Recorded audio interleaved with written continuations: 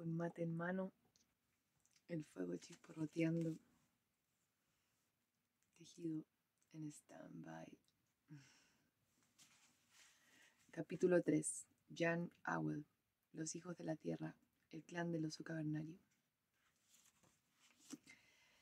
La niña se volvió y empezó a agitarse. ¡Madre!, gimió, sacudiéndose lucadamente sus bracitos. Volvió a llamar, más fuerte esta vez. ¡Madre! Isa la cogió en sus brazos, murmurando suavemente. La cercanía cálida del cuerpo de la mujer y sus sonidos apaciguadores penetraron en el cerebro calenturiento de la niña y la calmaron. Había dormido de un tirón toda la noche, despertando de vez en cuando a la mujer con sus movimientos, sus gemidos y sus murmullos delirantes. Los sonidos eran extraños, diferentes de las palabras que hablaba la gente del clan. Salían con facilidad, con fluidez, un sonido fundiéndose en el siguiente. Isa no podía siquiera empezar a reproducir muchos de ellos. Su oído no estaba aún acondicionado para distinguir las variaciones más sutiles, pero aquella serie particular de sonidos se repitió tantas veces que Isa calculó que se trataría de un nombre que designaba a alguien próximo a la niña, y cuando vio que su presencia la reconfortaba, intuyó quién podía ser ese alguien. No puede ser muy mayor, pensaba Isa, ni siquiera sabía cómo encontrar alimentos. Me pregunto cuánto tiempo habrá estado sola. ¿Qué le habrá pasado a su gente? ¿Habrá sido el terremoto? ¿Habrá vagado sola todo este tiempo? ¿Y cómo consiguió salvarse de un león cavernario con tan solo los arañazos? Isa había cuidado suficientes desgarraduras como para saber que las de la niña habían sido causadas por el enorme felino. Debe estar protegida por espíritus poderosos, se dijo. Era todavía de noche, aunque ya se aproximaba el alba, cuando finalmente la calentura de la niña se resolvió en un sudor abundante. Isa le mecía contra su cuerpo, aportando su calor y asegurándose de que estuviera bien tapada. La niña despertó poco después y se preguntó dónde estaba, pero la oscuridad era demasiado profunda aún. Sintió el cuerpo tranquilizador de la mujer junto al suyo y cerró nuevamente los ojos, cayendo en un sueño más sosegado. Tan pronto como el cielo se aclaró, recortando la silueta de los árboles contra su pálido resplandor, Isa salió calladamente de debajo de su piel caliente, atizó el fuego, agregó más leña y después llegó hasta el arroyuelo para llenar su tazón y arrancar la corteza de un sauce. Se detuvo un momento, cogió su amuleto y dio gracias a los espíritus por el sauce. Siempre daba gracias a los espíritus por el sauce, por su presencia ubicua, así como por su corteza que calmaba el dolor. No podía recordar cuántas veces habría arrancado corteza de sauce para hacer una infusión con la cual aliviar dolores y sufrimientos. Conocía calmantes más fuertes, pero que también embotaban los sentidos. Las propiedades analgésicas del sauce calmaban el dolor y rebajaban la fiebre. Algunas otras personas empezaban también a bullir mientras Isa se arrodillaba junto al fuego, echando pequeñas piedras calientes al tazón de agua con corteza de sauce. Cuando todo estuvo listo, lo llevó hacia sus pieles de dormir. Depositó cuidadosamente el tazón en un pequeño hoyo del suelo y se deslizó a continuación junto a la niña. Isa examinó a la pequeña, observando que su respiración era normal, pero intrigada por su rostro poco común. La insolación había cedido un poco, salvo algunas pieles levantadas a través del puente de su naricilla. Isa había visto una vez a gente de su especie, pero solo de lejos. Las mujeres del clan siempre corrían y se escondían. En las reuniones del clan se había hecho referencia a encuentros desagradables entre el clan y los otros, y la gente del clan los evitaba. Se permitían escasos contactos especialmente a las mujeres, pero la experiencia de su clan no había sido mala. Isa recordaba haber hablado con Kreb del hombre que vino a parar a su cueva mucho tiempo atrás, medio loco de dolor a causa de un brazo roto. Había aprendido algo de su lenguaje, pero sus modales eran extraños. Le gustaba hablar con las mujeres, tanto como con los hombres, y trataba con mucho respeto a la curandera, casi con veneración, lo cual no había impedido que se hiciera acreedor al respeto de los hombres. Isa se preguntaba acerca de los otros, mientras despierta observaba a la niña a medida que el cielo iba aclarando. Mientras Isa miraba, un rayo de sol incidió sobre el rostro de la niña desde la brillante bola de llamas que surgía tras el horizonte. Los párpados de la niña temblaron. Abrió sus ojos y se quedó mirando un par de grandes ojos oscuros, muy hundidos, bajo un arco superciliar protuberante en un rostro que avanzaba como un hocico. La niña gritó y cerró nuevamente los ojos. Isa la acercó a su cuerpo, sintiendo que su flaco cuerpecillo se sacudía de espanto, y murmuró unos sonidos apaciguadores. Los sonidos le resultaron algo familiares a la niña, pero más familiar aún era el cuerpo caliente y confortable. Poco a poco dejó de temblar convulsivamente. Abrió los ojos un poquito y volvió a mirar a Isa. Esta vez no gritó. Finalmente abrió completamente los ojos y se quedó mirando el rostro espantoso, totalmente desconocido de la mujer. Isa también la miraba, sorprendida. Nunca había visto unos ojos del color del cielo anteriormente. Durante un instante se preguntó si la niña sería ciega. A veces los ojos de los ancianos del clan se cubrían con una especie de película y a medida que la película nublaba los ojos con una tonalidad más clara, la visión disminuía. Pero las pupilas de la niña se dilataban normalmente y no cabía la menor duda de que había visto a Isa. Ese color gris azulado debe de ser normal en ella, pensó Isa. La niña estaba tendida, absolutamente quieta.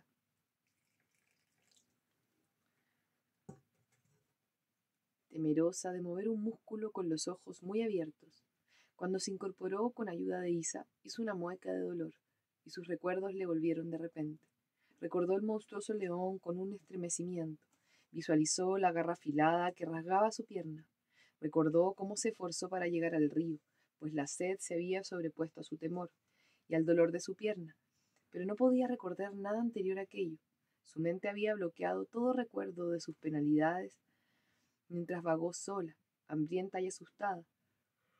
El horrible terremoto y los seres amados que había perdido.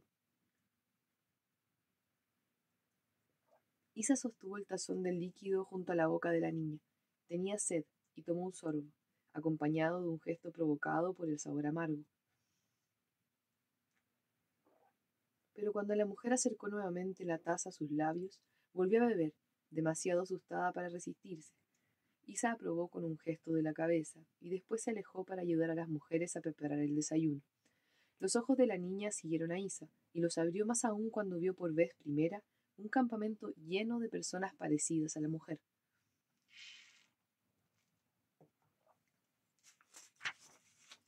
El olor de los alimentos que se cocían le provocó punzadas de hambre, y cuando la mujer regresó con una taza de caldo sustancioso, espesado con cereales para convertirlo en papilla, lo engulló con voracidad.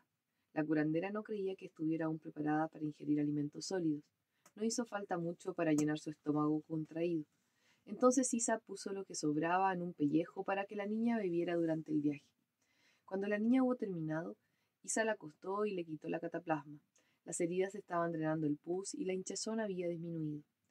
Bien, dijo Isa en voz alta. La niña dio un brinco al oír el rudo sonido gutural de la palabra, la primera que oía pronunciar a la mujer. Para los oídos de la niña no sonaba como una palabra, sino más bien como un gruñido o un ronquido de algún animal. Pero las acciones de Isa no parecían bestiales, sino muy humanas, muy humanitarias. La curandera tenía preparada otra raíz machacada y mientras aplicaba el nuevo vendaje, un hombre deforme, torcido, se acercó a ellas, cojeando. Era el hombre más espantosamente repulsivo que hubiera visto la pequeña. Tenía un lado de la cara lleno de cicatrices, y un trozo de piel cubría el lugar en que debería haber estado uno de sus ojos. Mas como todas aquellas personas le parecían tan extrañas y feas, la desfiguración horrenda de aquel hombre solo era cuestión de grado. No sabía quiénes eran ni por qué se encontraba entre ellos, pero sabía que la mujer estaba cuidándola. Le había dado alimentos, el vendaje refrescaba y aliviaba su pierna, y sobre todo, desde lo más profundo de su inconsciente, sentía un alivio a la ansiedad que la había inundado de miedos lacerantes. Por extraña que fuera aquella gente, por lo menos entre ellos, había dejado de estar sola. El hombre tullido se sentó y observó a la niña. Esta le devolvió la mirada con una curiosidad sincera que lo sorprendió. Los niños de su clan siempre le tenían algo de miedo. Aprendían muy pronto que incluso sus mayores lo miraban con temor, y sus modales distantes no fomentaban la familiaridad. La brecha se ensanchaba cuando las madres amenazaban con llamar a Mogur si se portaban mal. Cuando los niños eran ya casi adultos, la mayoría, sobre todo las niñas, lo temían de verdad. Solo al alcanzar la madurez de la Edad Media, los miembros del clan equilibraban el temor con el respeto hacia él. El ojo derecho de Krev centelleaba de interés ante la manera en que aquella niña le examinaba sin asomo de temor. «La niña está mejor, Isa», indicó. Su voz era más baja que la de la mujer, pero los sonidos que emitía le parecían a la niña más gruñidos que palabras. Ella no se había fijado en los gestos que acompañaban a los sonidos. Aquel lenguaje le era totalmente extraño. Solo sabía que el hombre había dicho algo a la mujer. «Todavía está débil por el hambre», dijo Isa, «pero la herida está mejor. Los cortes son profundos, pero no lo suficiente para poner su pierna en peligro, y la infección empieza a ceder. Ha sido arañada por un león cavernario, Krev». «¿Has sabido de algún león cavernario que se conforme con dar unos cuantos arañazos una vez que decide atacar? La niña debe de tener un espíritu fuerte que le protege». «Pero», agregó Isa, «¿qué sé yo de los espíritus?» Desde luego, no correspondía a una mujer, ni siquiera a su hermana, hablarle a Mogur de espíritus. Ella hizo un gesto deprecativo que al mismo tiempo pedía perdón por su presunción. Él fingió no enterarse, algo con lo que ella ya contaba, pero miró a la niña con mayor interés después de oír el comentario sobre un fuerte espíritu protector. Había estado pensando él también lo mismo, y aun cuando nunca lo admitiera, la opinión de Isa tenía mucho peso para él y confirmaba sus propias ideas. Levantaron rápidamente el campamento. Isa cargaba con su cuébano y sus paquetes.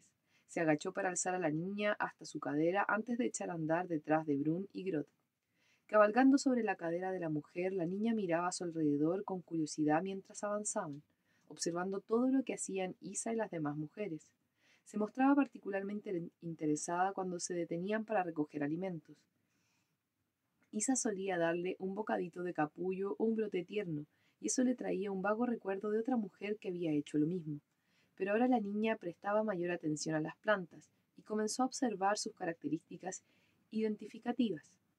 Sus días de hambre despertaban en la chiquilla un fuerte deseo de aprender a encontrar comida. Señaló una planta y se alegró al ver que la mujer se inclinaba y desenterraba su raíz. También Isa se sintió contenta. La niña es rápida, pensó. No la conocía anteriormente, pues en ese caso habría tenido que comer. Se detuvieron para descansar casi a mediodía, mientras Brun buscaba un lugar donde pudiera haber cuevas. Después de dar a la niña lo último que quedaba del caldo, Isa le dio una tira de carne dura para que la masticara. La cueva no se adaptaba a sus necesidades. Más tarde, aquel mismo día, la pierna de la niña comenzó a palpitar en cuanto pasaron los efectos de la corteza de sauce, y empezó a agitarse. Isa la acarició y cambió a una postura más cómoda. La niña se entregó por completo a los cuidados de la mujer, con una confianza absoluta. Rodeó con sus brazos flacuchos el cuello de Isa y dejó reposar su cabeza sobre el amplio hombro de la mujer. La curandera, que había vivido tanto tiempo sin hijos, sintió que se despertaba en ella un calor afectuoso hacia la huerfanita, que estaba todavía cansada y enferma. Ahora mecida por el movimiento rítmico de la mujer que caminaba, se quedó dormida. Al atardecer, Isa sentía ya el cansancio producido por la carga adicional que llevaba, y se alegró de poder dejar a la niña en el suelo cuando Brun dio orden de terminar la jornada. La niña tenía calentura, sus mejillas estaban encendidas y ardientes, sus ojos vidriosos. La mujer fue en busca de leña y al mismo tiempo buscó plantas para volver a administrárselas a la niña. Isa no sabía qué era lo que causaba la infección, pero sí sabía cómo tratarla, y lo mismo le sucedía con otros muchos padecimientos.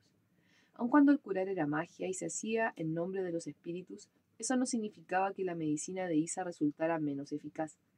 El antiguo clan había vivido siempre recolectando y cazando, y el uso de plantas silvestres durante generaciones había acumulado, por experiencia o casualidad, un caudal de información al respecto. Los animales eran desollados y descuartizados, y sus órganos se examinaban y comparaban.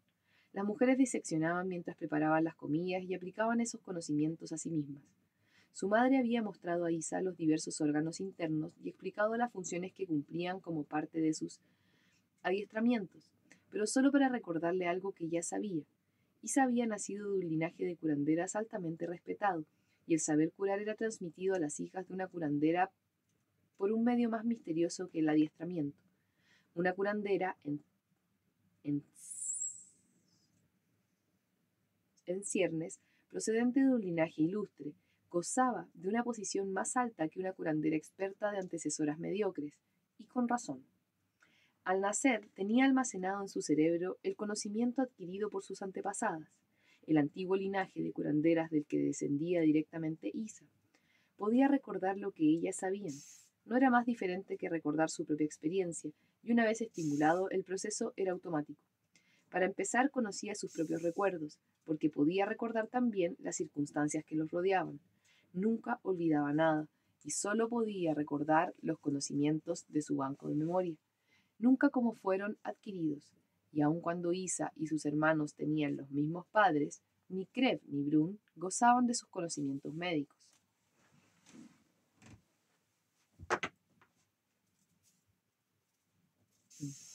Los recuerdos de la gente del clan estaban diferenciados por el sexo.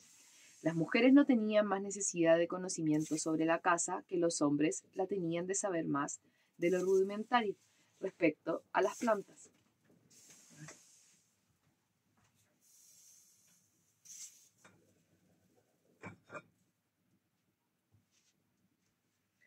La diferencia en el cerebro del hombre y de la mujer estaba impuesta por la naturaleza y solo confirmada por la cultura. Era otro de los intentos de la naturaleza por limitar el tamaño de su cerebro, en un esfuerzo por prolongar la raza. Cualquier niño con un saber que correspondiera con todo derecho al sexo opuesto al nacer, lo perdía por falta de estímulos cuando llegaba a la posición de adulto. Pero el intento de la naturaleza por salvar la raza de la extinción llevaba consigo los elementos para invalidar sus propios objetivos. No solo eran esenciales ambos sexos para la procreación, sino para la vida cotidiana. Uno no podía sobrevivir mucho sin el otro, y no podía uno aprender las habilidades del otro, pues no tenían la memoria correspondiente. Pero los ojos y los cerebros de la gente del clan también habían dotado a sus miembros de una visión aguda y perceptiva, aun cuando la usaran de maneras distintas.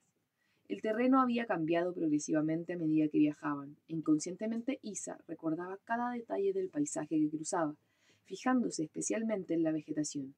Podía apreciar variaciones secundarias en la forma de una hoja o la altura de un tallo desde gran distancia, y aun cuando había algunas plantas, unas pocas flores, un eventual árbol o arbusto que no hubiera conocido anteriormente, no le resultaban extraños.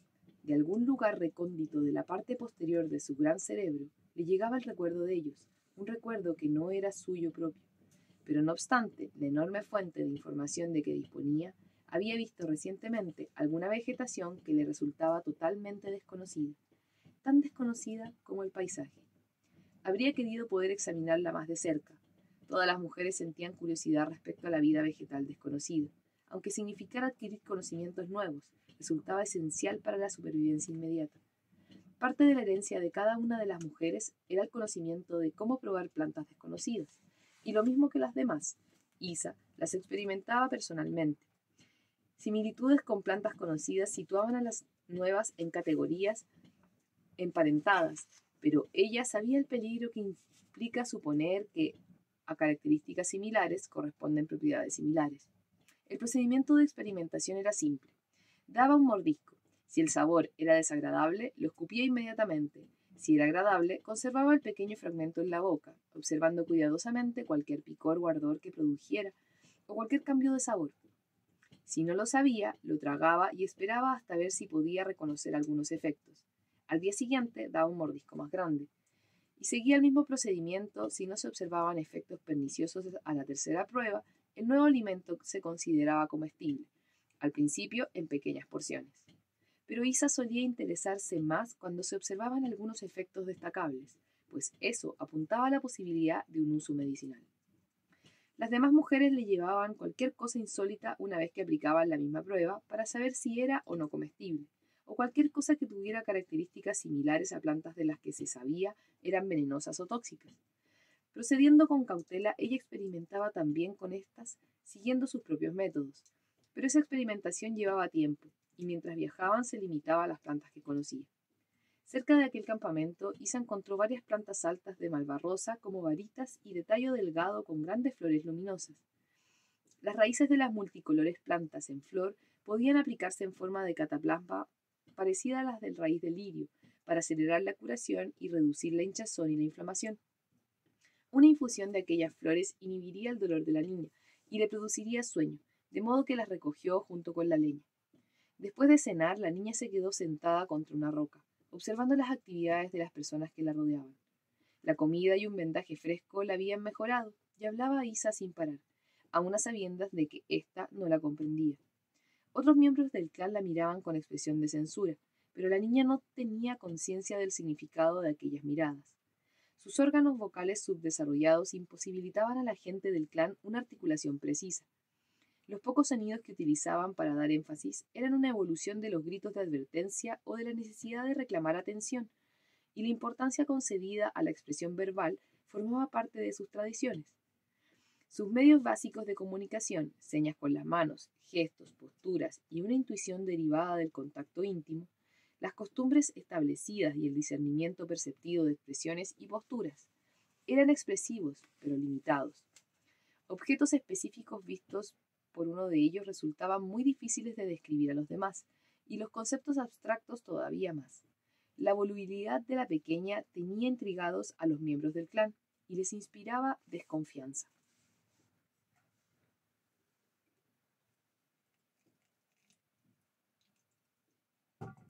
Apreciaban amorosamente a los niños, los criaban con un afecto y una disciplina cariñosos que se iban haciendo gradualmente más severos a medida que crecían.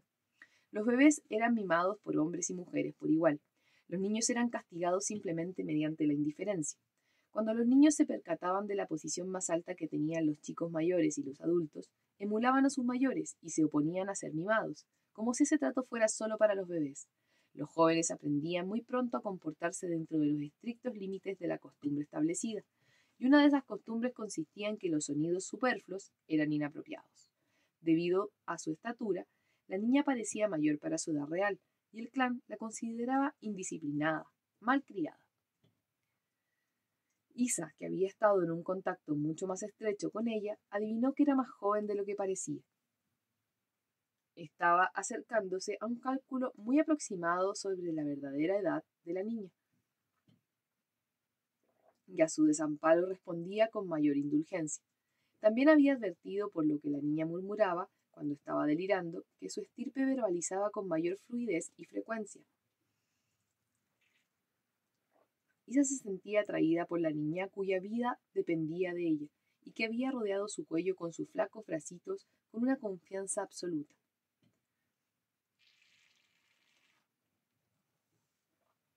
Ya llegará el momento, pensaba Isa, de enseñarle mejores modales. Ya empezaba a considerar a la niña como suya. Crep se acercó hasta donde se encontraba Isa, vertiendo agua hirviendo sobre las flores de malvarrosa, y se sentó junto a la niña. Le interesaba aquella extraña, y puesto que los preparativos para la ceremonia vespertina no se habían terminado aún, fue a ver cómo se iba restableciendo. Se miraron de hito en hito, la niña y el tullido anciano lleno de cicatrices, estudiándose mutuamente con una intensidad similar. Él nunca se había encontrado tan cerca de alguien de su raza, y en realidad nunca había visto una criatura de los otros. Ella ni siquiera sabía de la existencia de la gente del clan, hasta que despertó y se encontró entre ellos. Pero más que sus características raciales, sentía curiosidad por el cutis rugoso del rostro de él. En su corta experiencia, nunca había visto un rostro tan espantosamente cubierto de cicatrices. Impetuosamente, con las reacciones desinhibidas de los niños, tendió la mano hacia su rostro para ver si el tacto de la cicatriz era distinto. Cref se sintió desconcertado mientras la niña pasaba suavemente la mano por su rostro. Ninguno de los niños del clan le había tocado de aquella manera, y tampoco los adultos lo hacían.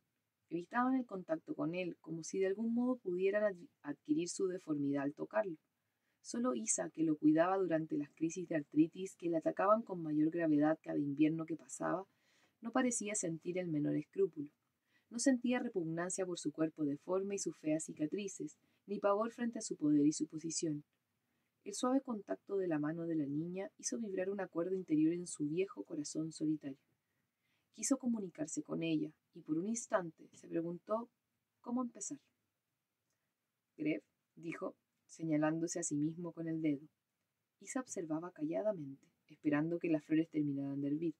Se alegraba de ver a Gref interesarse por la niña, y no le pasó inadvertido el empleo que hizo de su nombre personal. Gref, repitió, golpeándose el pecho. La niña inclinó la cabeza, tratando de comprender. Él quería que ella hiciera algo. Creb repitió su nombre una vez más. De repente a la niña se le iluminó el rostro. Se sentó muy derecha y sonrió. Grub respondió pronunciando la R en un intento de imitar el sonido. El viejo sintió con la cabeza. La pronunciación era aproximada. Entonces la señaló a ella. Ella arrugó levemente el entrecejo, no muy segura de lo que él pretendía ahora. Se golpeó Bogur el pecho, repitiendo su nombre, y después golpeó levemente el pecho de ella. La amplia sonrisa que ella le dirigió se le antojó a él una mueca, y la palabra polisílaba que salió de su boca no solo era impronunciable, sino también incomprensible. Creb hizo los mismos movimientos y se inclinó hacia ella para oír mejor. La niña dijo su nombre. Ay, pronunció el hombre, vacilando, meneó la cabeza y volvió a intentarlo. Ayla. Ayla. Era lo más aproximado que pudo lograr. No eran muchos los del clan que hubieran podido decirlo tan bien. Ella sonrió ampliamente y meneó vigorosamente su cabecita de arriba abajo. No era exactamente lo que ella había dicho, pero lo aceptó, dándose cuenta en su joven mente de que él no podría pronunciar mejor la palabra que era su nombre. Ayla, repitió Creb tratando de acostumbrarse al sonido. Creb, dijo la niña, sacudiéndole el brazo para lograr su atención, y después señaló a la mujer. Isa, dijo Creb. Isa. Isa, repitió la niña. Le encantaba el juego de las palabras. Isa, Isa, repitió mirando a la mujer. Isa sintió con un movimiento solemne de la cabeza. Los sonidos de los nombres eran importantísimos. Se inclinó hacia adelante y golpeó el pecho de la niña del mismo modo que lo había hecho Creb, para que repitiera otra vez la palabra de su nombre. Esta repitió su nombre completo, pero Isa meneó negativamente la cabeza. No podía comenzar a decir aquella combinación de sonidos que la niña articulaba con tanta facilidad. La chiquilla se sintió desalentada. Entonces, mirando a Creb, repitió su propio nombre como él lo había dicho. Llega, intentó la mujer. La niña meneó la cabeza y lo repitió bien dicho. Ya, repitió la mujer. Ay, ay, no ella, dijo Gref. Ay, la, pronunció lentamente para que Isa pudiera distinguir la extraña combinación de sonidos. Ay, la, dijo cuidadosamente la mujer, esforzándose por pronunciar la palabra como la había dicho Gref. La niña sonrió. No importaba que el nombre no fuera exactamente correcto. Isa se había esforzado tanto por decir el nombre que Creb le había dado que lo aceptó como propio. Para ello sería Ayla. Espontáneamente tendió los brazos y estrechó entre ellos a la mujer. Isa la abrazó cariñosamente y después se retiró. Tendría que enseñar a la niña que las manifestaciones de afecto eran incorrectas en público, aunque a pesar de todo se sentía complacida. Ayla estaba fuera de sí de gozo. Se había sentido tan perdida, tan aislada entre aquella gente extraña. Se había esforzado tanto por comunicarse con la mujer que la estaba atendiendo y se había sentido tan desilusionada al ver fracasar todos sus intentos.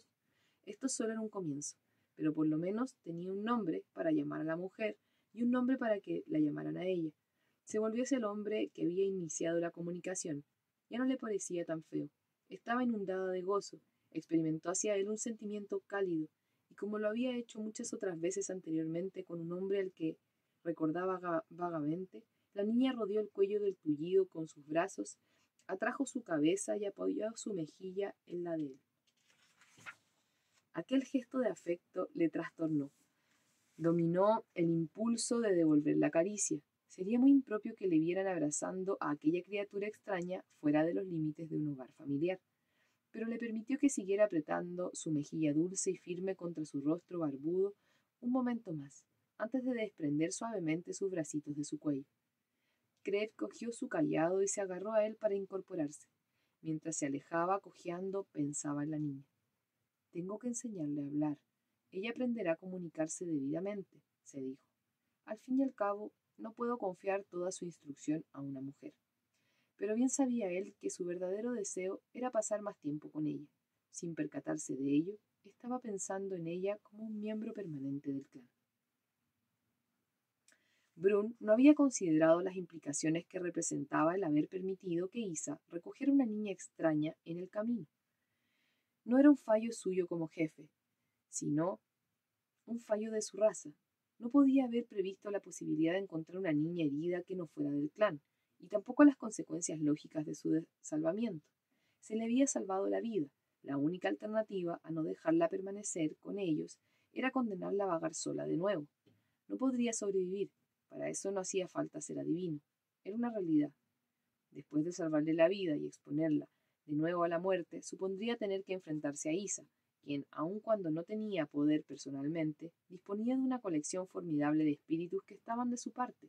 Y ahora Kref, el Mogur, que tenía la habilidad de llamar a todos y a cada uno de los espíritus. Los espíritus para Brun representaban una poderosísima fuerza. No tenía el menor deseo de ponerse a mal con ellos.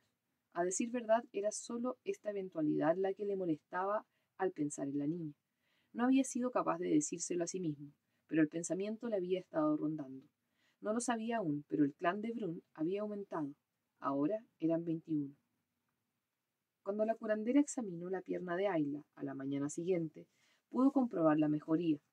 Bajo sus expertos cuidados, la infección había desaparecido casi por completo, y los 4 arañazos paralelos estaban cerrados y a punto de cicatrizar. Aun cuando siempre ostentaría esas cicatrices, Isa decidió que ya no hacía falta ponerle más cataplasmas, pero preparó una infusión ligera de corteza de sauce para la niña. Cuando la sacó de las pieles donde dormían y trató de ponerse en pie, Isa la ayudó y la sostuvo mientras la niña trataba torpemente de descargar su peso sobre la pierna. Dolía, pero después de dar con cautela unos cuantos pasos, se sintió mejor. De pie y erguida, la niña era todavía más alta de lo que había pensado Isa. Sus piernas eran largas, flacas, con unas rodillas nudosas y rectas. Isa se preguntó si no serían deformes. Las piernas de la gente del clan estaban arqueadas hacia afuera, pero aparte de una leve cojera, la niña no encontraba dificultad alguna en caminar. También deben de ser cosa normal en ella las piernas rectas, pensó Isa, al igual que los ojos azules. La curandera envolvió a la niña en el manto y la levantó sobre su cadera cuando el clan se puso en marcha. Su piernecita no estaba todavía lo suficientemente curada como para que pudiera caminar mucho. Durante la marcha del día, Isa la bajaba al suelo de vez en cuando para que anduviera un poco. La niña había estado comiendo vorazmente, compensando su hambre atrasada. Isa creía notar que aumentaba algo de peso. Agradecía el alivio que le proporcionaba dejar a la niña en el suelo, sobre todo porque el viaje se estaba haciendo cada vez más difícil.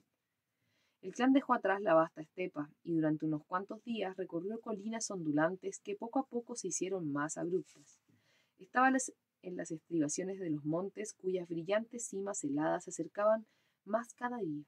Las colinas estaban frondosamente cubiertas, no ya con los árboles perennes de la selva boreal, sino con las ricas hojas verdes y los troncos gruesos y nudosos de árboles deciduos de hoja ancha.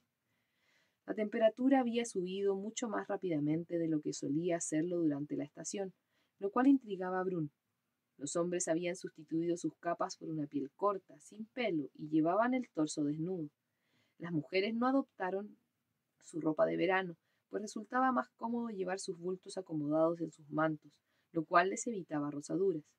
El terreno perdió toda semejanza con la fría pradera que rodeaba su antigua caverna.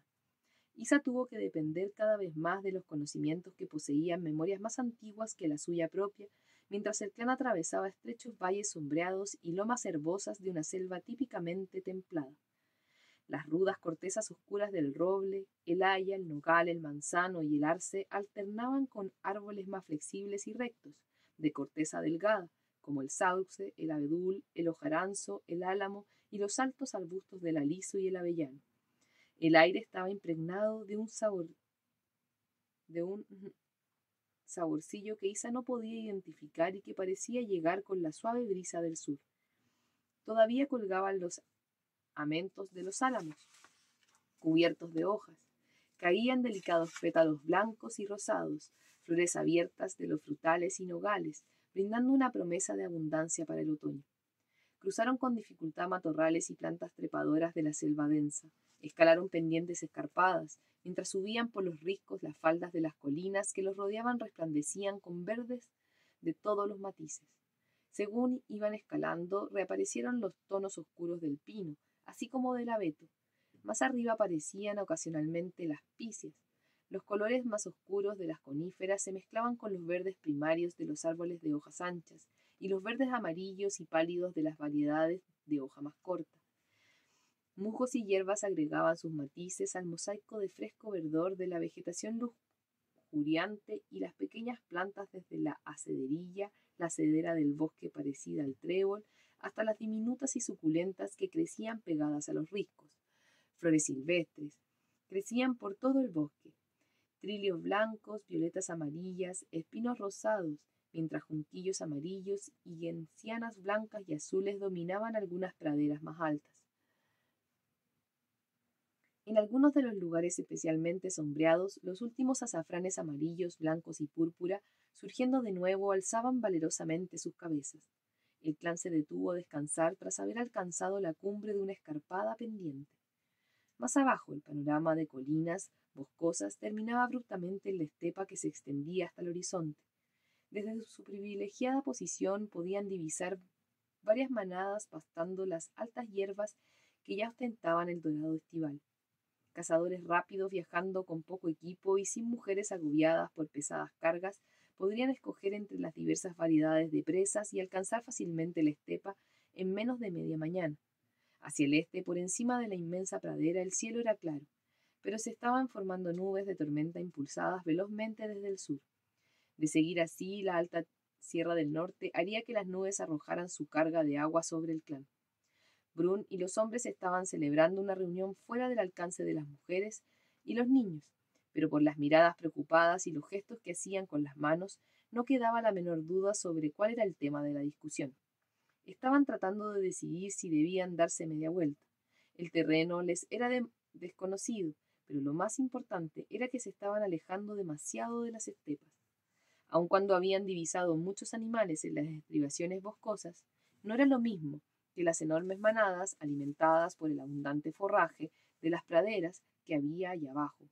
Era más fácil cazar animales en campo abierto, más fácil ver sin la pantalla del bosque para ocultarlos, pantalla que también cobijaba a sus cazadores de cuatro patas. Los animales del llano eran más sociables, tendían a reunirse en manadas y no a vivir aisladamente o en pequeños grupos familiares como las presas de la selva.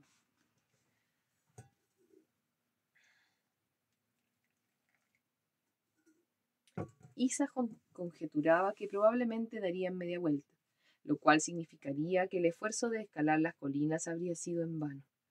Las nubes que se acumulaban y la lluvia amenazadora tendieron un manto de melancolía sobre los viajeros descorazonados.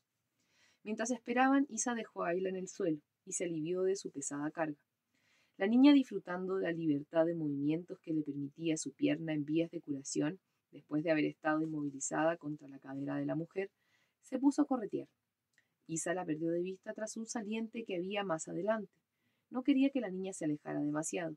La reunión podría interrumpirse en cualquier momento, y Brun no miraría con buenos ojos a la niña si se retrasaba la partida por su culpa.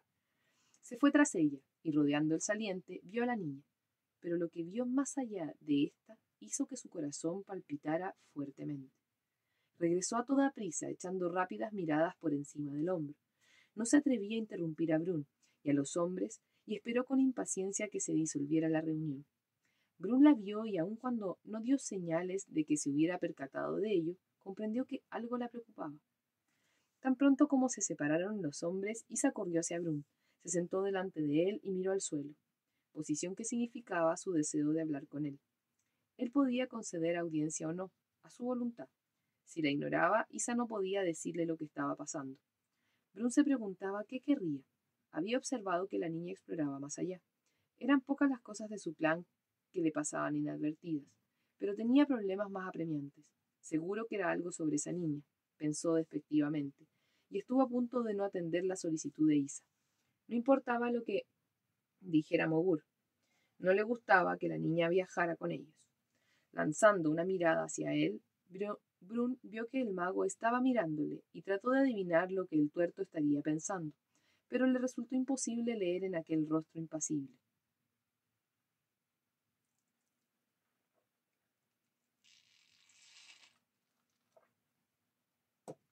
El jefe volvió a mirar a la mujer sentada a sus pies. Su postura delataba una tensa agitación. Está realmente alborotada, pensó. Bruno era hombre insensible y tenía en alta estima a su hermano. A pesar de los problemas que había tenido con su compañero, siempre se había portado bien. Era un ejemplo para las demás mujeres y pocas veces le molestaba con nimiedades. Tal vez debiera dejarla hablar, lo que no implicaba que tuviera que actuar de acuerdo con su solicitud. Se inclinó y le tocó el hombro. El aliento de Isa estalló al sentir el contacto. No se había dado cuenta de que estaba aguantando la respiración. La iba a dejar hablar. Había tardado tanto en decidirse que estaba segura de que la ignoraría.